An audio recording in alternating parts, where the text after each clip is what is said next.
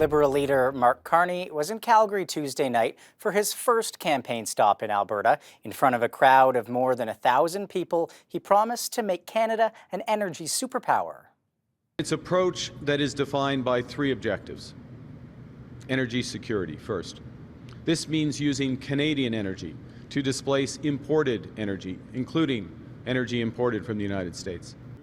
Carney says a Liberal government will focus on trade diversification to reduce Canada's reliance on the U.S. He's also promising to work on developing both clean and conventional energy with low emissions.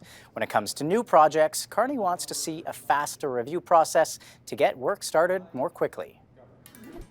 Only a new Conservative government will give repeat violent criminals jail, not bail, and keep the worst offenders off our streets behind bars. Only a new Conservative government will stop the crime for a change.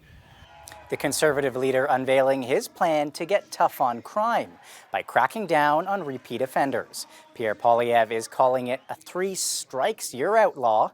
He says it will stop those convicted of 3 offenses from getting bail, probation, or house arrest. Criminals would be sentenced to a minimum of 10 years and have a very slim chance at getting parole. These are the medications that are most often prescribed. This is going to give a lot of relief to people that are worried about being able to afford their medication.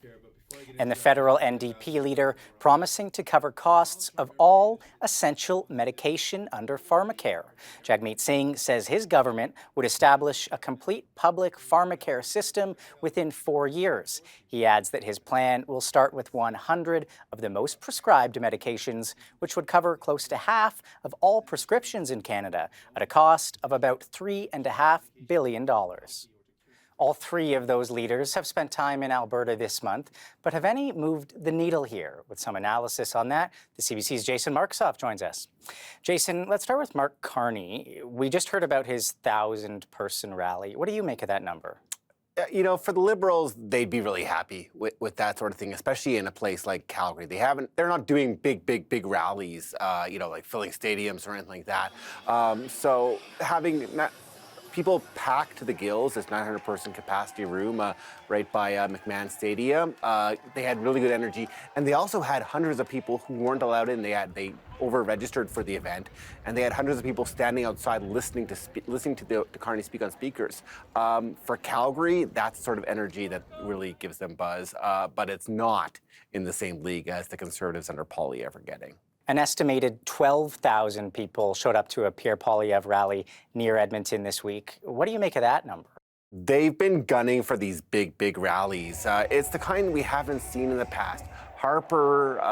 Stephen Harper, Aaron O'Toole, Andrew Scheer in the past. No leader has really been trying since Pierre Trudeau back in the 70s to do 10,000 people, fill an arena. Of course, when Pierre Trudeau got that in 1979, he actually lost that election. It's just these big numbers that Poilievre has suggest a lot of hardcore devoted supporters, but is that necessarily translating into the polls? It's not.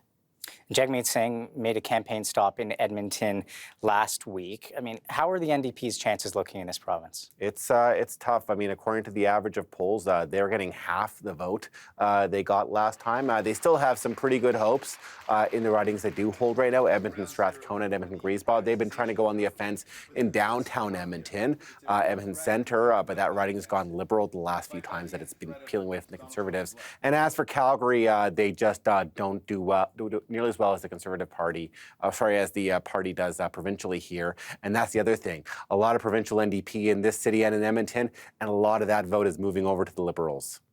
Okay, thanks so much, Jason. My pleasure.